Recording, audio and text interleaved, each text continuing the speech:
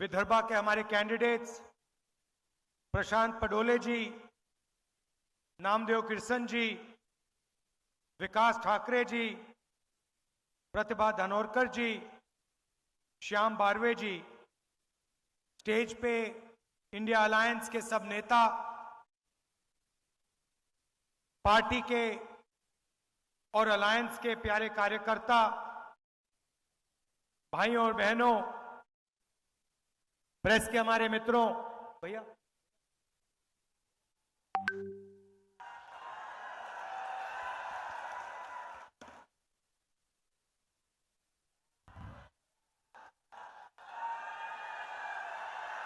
आप सबका यहां बहुत स्वागत। ये आपने हमारा मैनिफेस्टो देखा है। ये हमारे मैनिफेस्टो के 5 सबसे बड़े वायदे हैं। और अगर आप देखेंगे, बहुत सोच समझ के हमने ये मैनिफेस्टो बनाया है। ये मैनिफेस्टो बंद कमरों में नहीं बना। ये मैनिफेस्टो हजारों लोगों से बातचीत करके, किसानों से मिलकर, मजदूरों से मिलकर, महिलाओं से, बुजुर्गों से बातचीत करने के बाद ये मैनिफेस्टो बना है। और इस पे जरूर हमने कांग्रेस पार्टी का निशान लगाया है, मगर सचमुच में ये जनता का मैनिफेस्टो है, ये कांग्रेस पार्टी का नहीं है, ये आपका है। आपकी आवाज, आपकी मन की बात हमने यहां स्टेज पे लिख दी है। इसके बारे में मैं आपको बताऊंगा, मगर इससे पहले देश की हालात के बारे में थोड़ा सा कहना चाहता हूं। पिछले 10 सालों में नरेंद्र मोदी जी ने चुने हुए अरबपतियों के लिए सरकार चलाई। नाम आप जानते हो। सबसे बड़ा नाम अदानी जी। अदानी का नाम है। घर जाएंगे तो गूगल पे उनकी शेयर प्राइस जो है उसको देख लेना।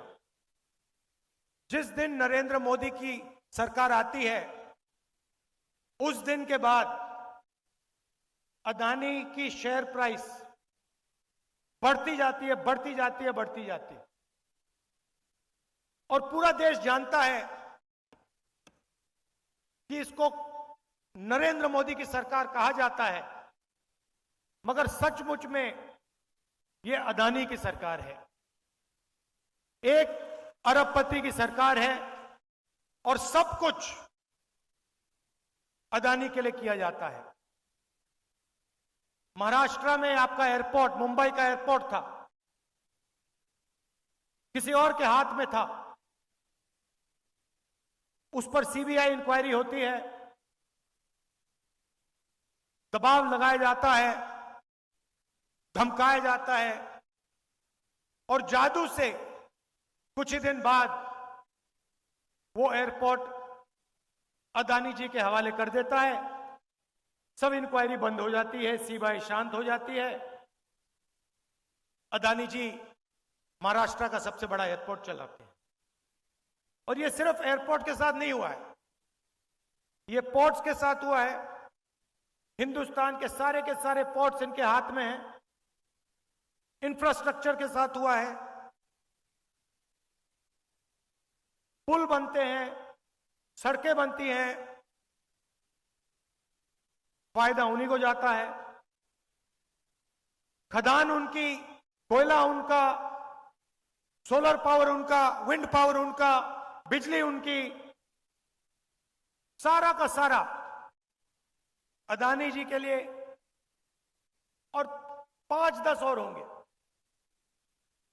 इससे हुआ क्या कि आज हिंदुस्तान में 22 ऐसे लोग हैं, 22, सिर्फ 22, जिनके पास उतना ही धन है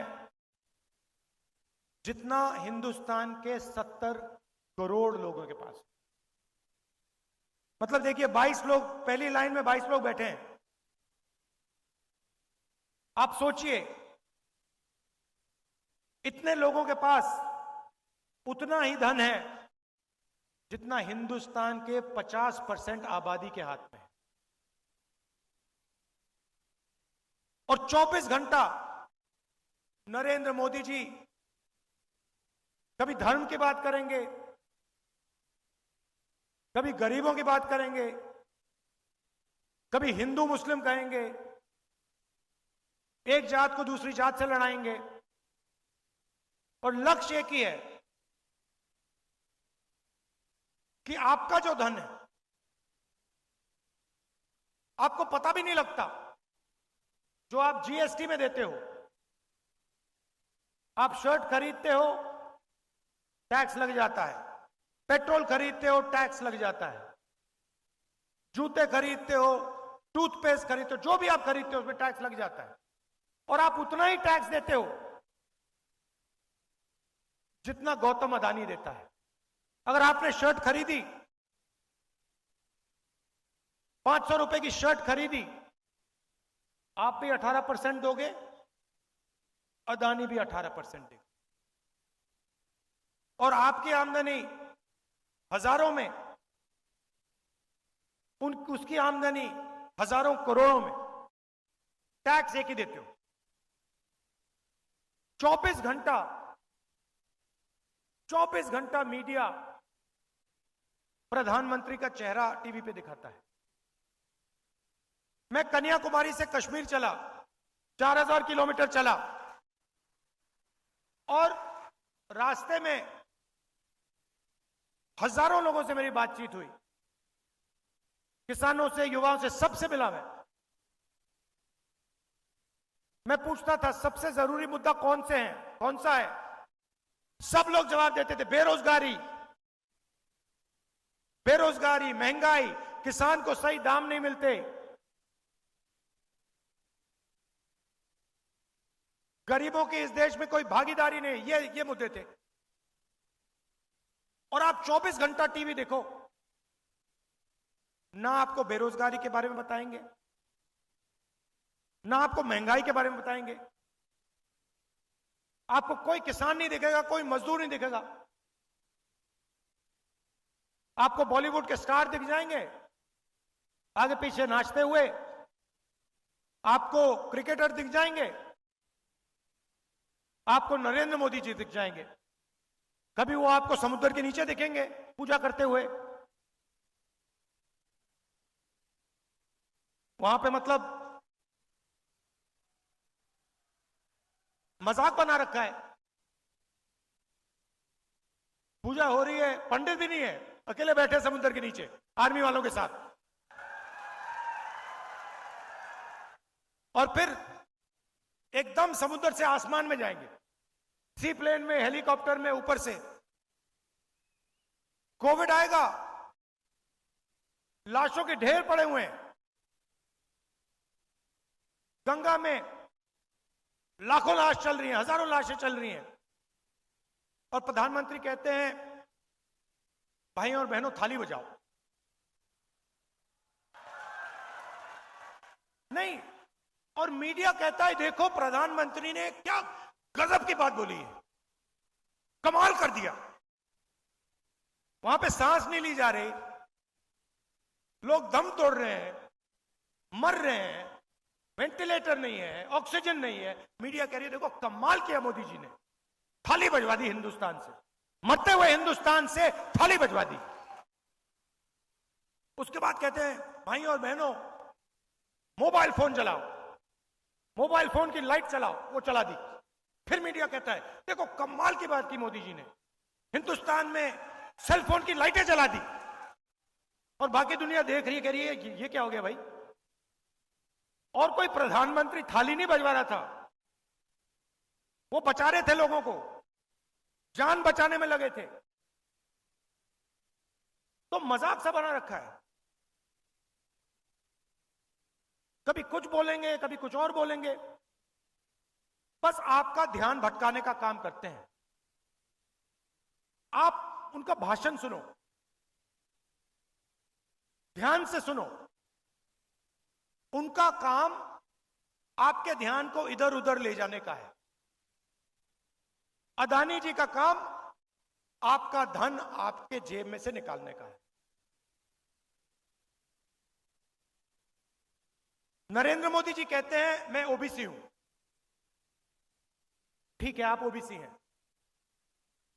तो ओबीसी के सामने, पिछड़े वर्ग के सामने एक सबसे बड़ा सवाल है।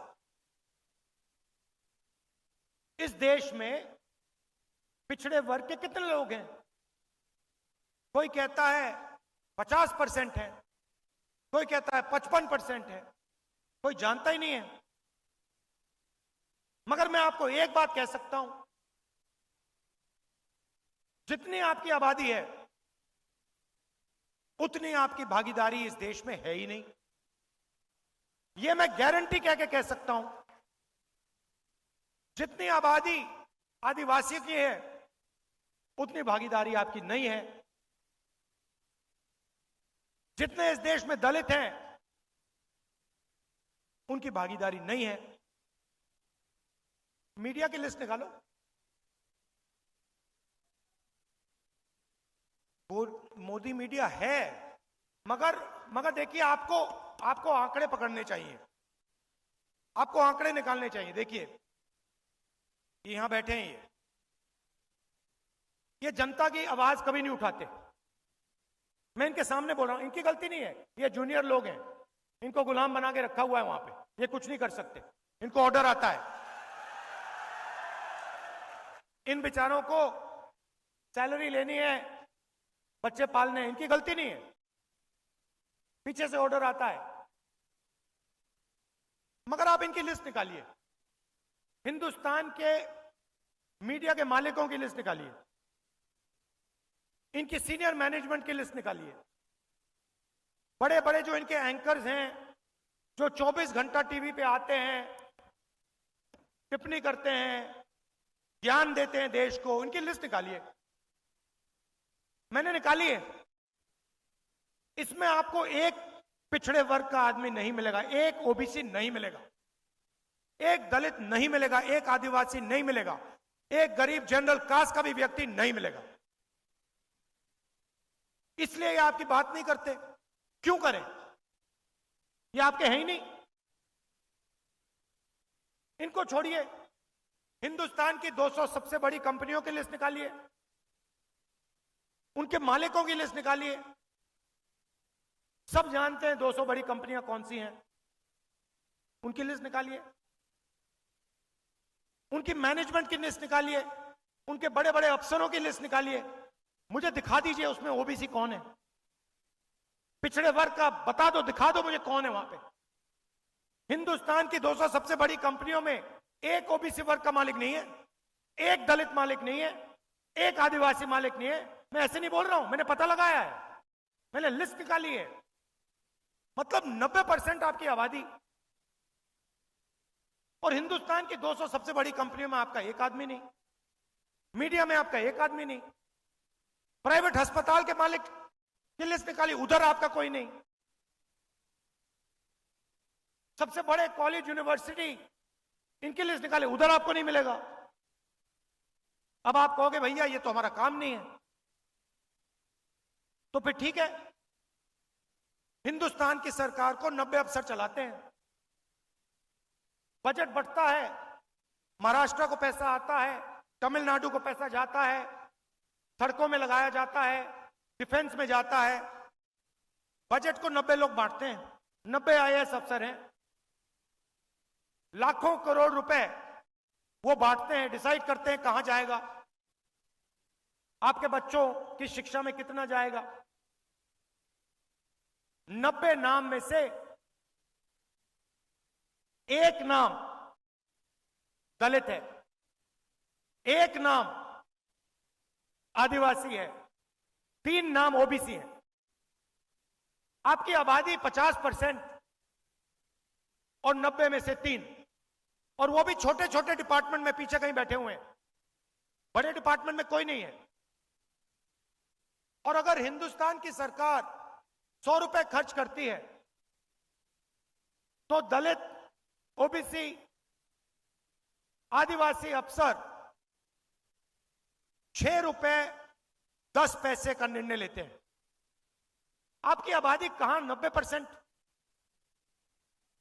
भागीदारी 100 रुपए में से 6 रुपए 10 पैसे।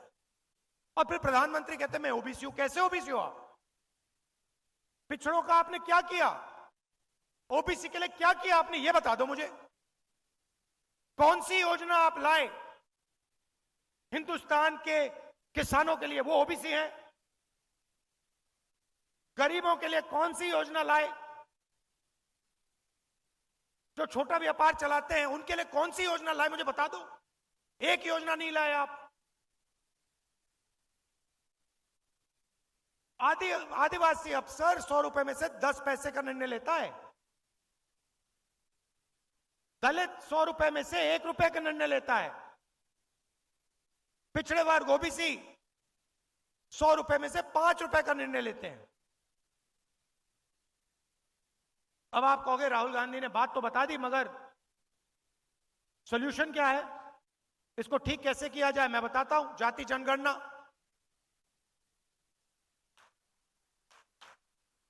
किसी को चोट लगती है, सबसे पहले डॉक्टर कहता है भैया एक्सरे करो, 1 मिनट में पता लग जाता है। तो हमारा पहला वायदा सरकार बनने के एकदम बाद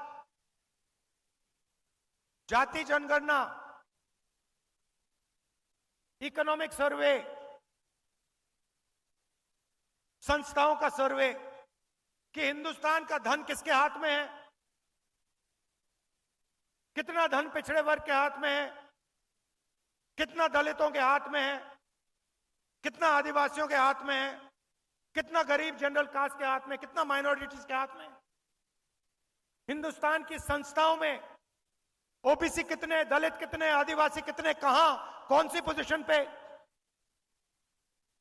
जाति जनगणना से यह सब पता लग जाएगा।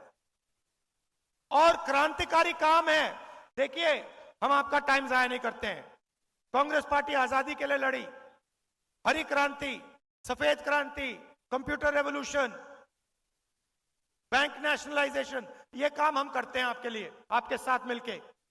तो ये क्रांतिकारी काम है। इसके बाद दूध का दूध, पानी का पानी हो जाएगा। सबको पता लग जाएगा भागीदारी किसकी है, कितनी है, कहां है।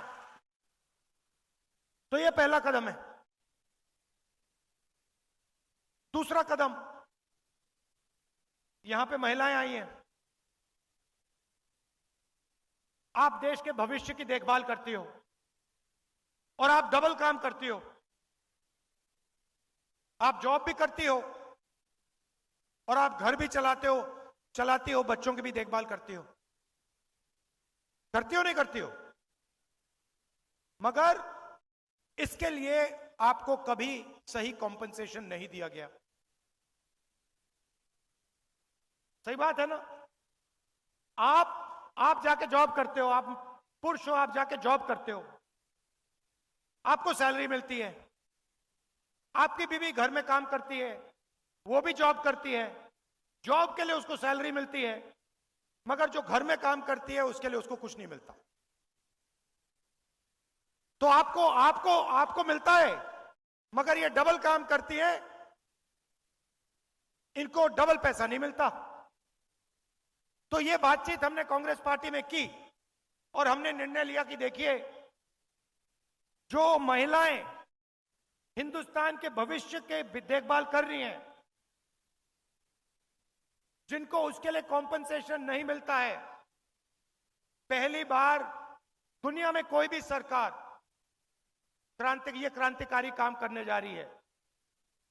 हिंदुस्तान के सारे गरीब परिवारों की हम लिस्ट निकालेंगे। जो भी गरीबी रेखा के नीचे होंगे, सारे परिवारों के हम लिस्ट निकालेंगे। हर परिवार में से एक महिला को हम चुनेंगे और उस महिला के बैंक अकाउंट में साल के 1 लाख रुपए आपकी अगली सरकार डाल देगी। हर महीने ठकाठक ठकाठक ठकाठक 8,500 रुपए आपके बैंक अकाउंट में। 1 तारीख को आप उठेंगी, बैंक में जाएंगी और देखेंगे कि भैया 8,500 रुपए सरकार ने आपके बैंक अकाउंट में डाल दिया। और ये कोई तोहफा नहीं है, गिफ्ट नहीं है। ये मत सोचिए कि ये गिफ्ट है। जो आप हर रोज घर में करती हो, मदद करती हो, बच्चों की देखभाल करते हो, हिंदुस्तान के भविष्य की देखभाल करते हो, इसके लिए आपको पैसा दिया जा रहा है। अगर नरेंद्र मोदी ने 22 लोगों को 16 लाख करोड़ रुपए दिए हैं। 16 लाख करोड़ रुपए मतलब 24 साल का मनरेगा अदानी की सरकार ने 22 लोगों को पकड़ा दिया। 24 साल का मनरेगा। तो हमने डिसाइड किया है जितना उन्होंने 22 लोगों को दिया है उतना हम हिंदुस्तान के गरीबों को उठा के दे देंगे। तो हर महीने पहले तारीख को करोड़ों महिलाओं को बैंक अकाउंट में 8,500 रुपए, साल के 1 लाख रुपए कांग्रेस पार्टी की सरकार, इंडिया की सरकार देने जा रही है। अब सबसे बड़ा मुद्दा बेरोजगारी का। मोदी जी ने कहा था 2 करोड़ युवाओं को रोजगार दूंगा, कुछ नहीं किया। उल्टा नोटबंदी की, गलत जीएसटी लागू कर दी, अग्निवीर दे दिया और जो रोजगार बनता था वो भी खत्म हो गया। तो दो चीजें तो मैं पहले ही कह देता हूं। ये जो इनका अग्निवीर का स्कीम है, आते ही हम इसको रद्द कर देंगे, खत्म कर देंगे। क्योंकि हमें 2 तरीके के शहीद नहीं चाहिए। एक शहीद जिसको सरकार पेंशन देगी, उसको शहीद का दर्जा मिलेगा, उसके परिवार की रक्षा होगी। और दूसरा अग्निवीर शहीद जिसके परिवार को कहा जाएगा कि तुम्हारे बेटे को या बेटी को हम शहीद का दर्जा नहीं देंगे, तुम्हें कॉम्पेंसेशन नहीं मिलेगी, तुम्हें पेंशन नहीं मिलेगी। यह बिल्कुल गलत है। अगर 2 युवाओं ने देश के लिए अपना खून दिया तो दोनों के साथ एक जैसा बर्ताव होना चाहिए। इसीलिए हम अग्निवीर स्कीम को पहले दिन आके खत्म करेंगे। और भाइयों और बहनों, एक बात समझिए, यह स्कीम आर्मी नहीं चाहती। यह स्कीम आर्मी ने नहीं मांगा। यह स्कीम प्रधानमंत्री के ऑफिस ने बनाया है, उधर से बना है।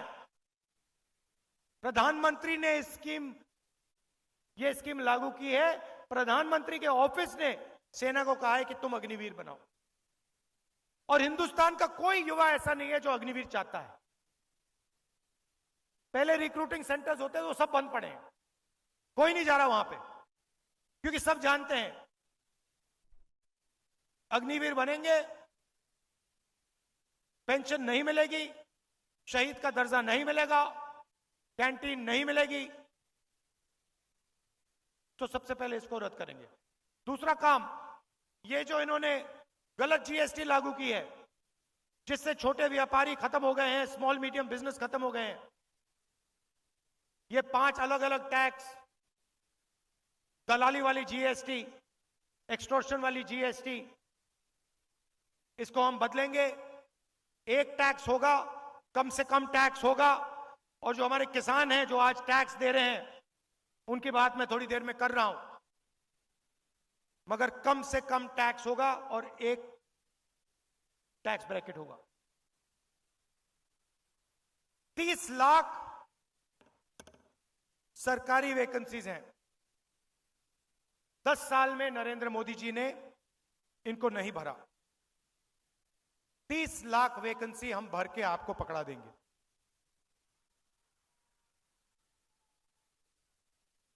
गरीब गरीब घर के बेटे बेटियां बेरोजगार हैं। अमीर घर के बेटे जब जॉब मार्केट में जाते हैं वो अप्रेंटिसशिप करते हैं। अप्रेंटिसशिप अंग्रेजी शब्द है, मगर इसका मतलब कि उनका 6 महीने का,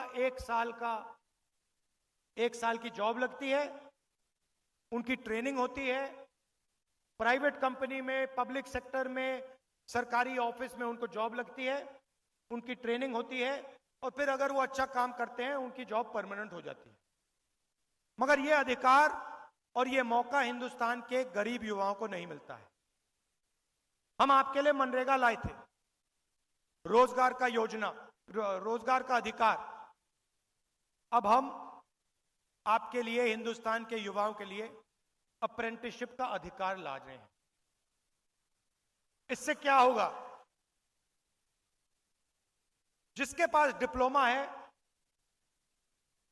कॉलेज डिग्री है, यूनिवर्सिटी से पढ़ा है, उन सबको यह अधिकार मिलेगा। प्राइवेट कंपनियों में, पब्लिक सेक्टर यूनिट्स में, सरकारी ऑफिसेज में, इन सबको 1 साल की अप्रेंटिसशिप मिलेगी। 1 साल का उनको 1 लाख रुपया मिलेगा और उनकी ट्रेनिंग होगी। गरीब से गरीब युवा हिंदुस्तान में अप्रेंटिसशिप कर पाएगा, ट्रेनिंग ले पाएगा। 1 साल में 1 लाख रुपए उसके जेब में आएंगे, बैंक अकाउंट में आएंगे, और फिर उसके बाद अगर वो अच्छी तरह काम करेगा तो उसकी नौकरी परमानेंट हो जाएगी। किसी भी सरकार ने, दुनिया में किसी भी सरकार ने ऐसा क्रांतिकारी कदम नहीं उठाया है। ये हम करने जा रहे हैं। यात्रा में यहां से निकला, बहुत सारे युवाओं ने कहा हम पढ़ाई करते हैं, एग्जाम से 1 दिन पहले पेपर लीक हो जाता है, बेईमान लोग फायदा उठा जाते हैं, हम देखते रह जाते हैं। तो हम एक नया कानून लाएंगे, पेपर लीक के खिलाफ कानून, सख्त कार्रवाई होगी, और जो भी पेपर लीक करवाएंगे उनको हम जेल में डाल देंगे। और आजकल जो फैशन बनाया है मोदी जी ने कि प्राइवेट संस्थाएं, प्राइवेट कंपनीज एग्जाम दिलवा रही हैं, इसको हम बंद करेंगे। कोई प्राइवेट कंपनी एग्जाम नहीं दिलवाएगी, सरकार एग्जाम दिलवाएगी, सरकार एग्जाम मार्किंग करेगी, टेस्टिंग करेगी। मैंने किसानों की बात की। पूरे देश में किसान उदास है, डरा हुआ है, और किसान, किसी भी किसान से बात करो 2 चीजें कहता है। एक सवाल कि राहुल जी, अरबपतियों का कर्जा माफ हो जाता है, उनके पास पैसे की कोई कमी नहीं है, मगर हमारा कभी कर्जा माफ नहीं होता, क्यों नहीं? और दूसरा, प्राइवेट कंपनियों को उनके प्रोडक्ट के लिए सही दाम मिलता है, मगर हिंदुस्तान के किसान को सही दाम कभी नहीं मिलता, क्यों? ये 2 सवाल हजारों किसानों ने मुझसे पूछे, यात्रा में पूछे, हर रोज, राहुल जी ये क्यों हो रहा है? तो मैं उन किसानों से कहना चाहता हूं, हमारी सरकार आएगी तो ये नहीं होगा। सबसे पहले जैसे हमने आपका कर्जा माफ किया था, हम फिर से हिंदुस्तान के किसानों का कर्जा माफ करेंगे।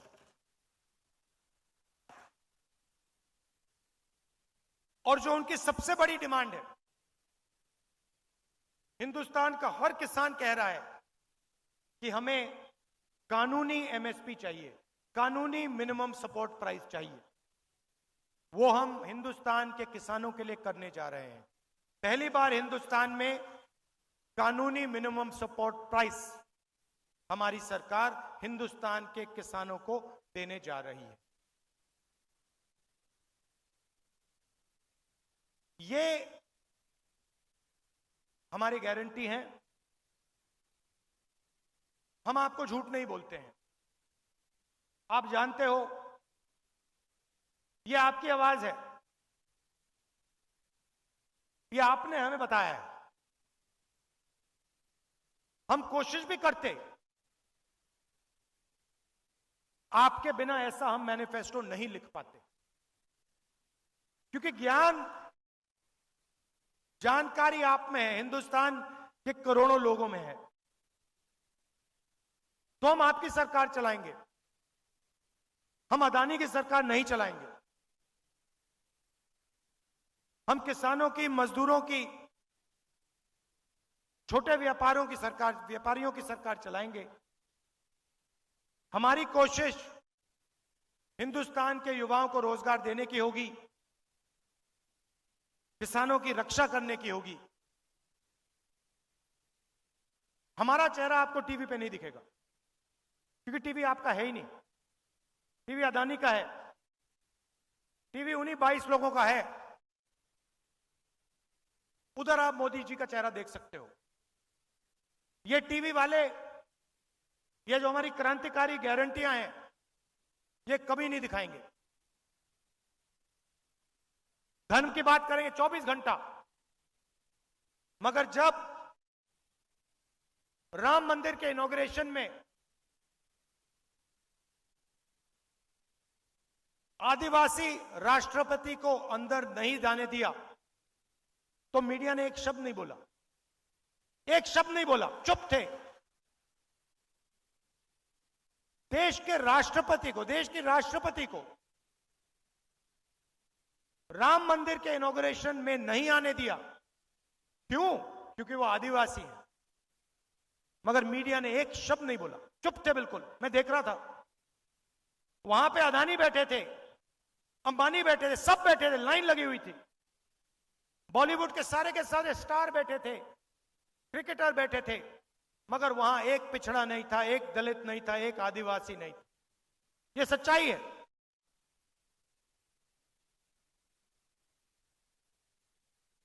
और इन 5 में से हिंदुस्तान के लिए सबसे जरूरी, हिंदुस्तान के भविष्य के लिए सबसे जरूरी जाति जनगणना है।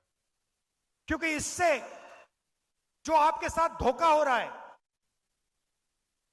जो आपको झूठ बोला जा रहा है, वो सबके सामने आ जाएगा। प्रधानमंत्री कहते हैं कि ओबीसी की सरकार है, गरीबों की सरकार है। नहीं, गरीबों में नहीं है, ओबीसी की नहीं है, दलितों की नहीं है, आदिवासियों की नहीं है, गरीब जनरल कास्ट की नहीं है, 22-25 लोगों की है। हमारी सरकार ये 5 काम आपके लिए करके, गारंटी करके, मैं यहां कह रहा हूं, ये हम आपके लिए करके दिखा देंगे। आप सब आए, इसके लिए आप सबको दिल से धन्यवाद। नमस्कार, जय हिंद।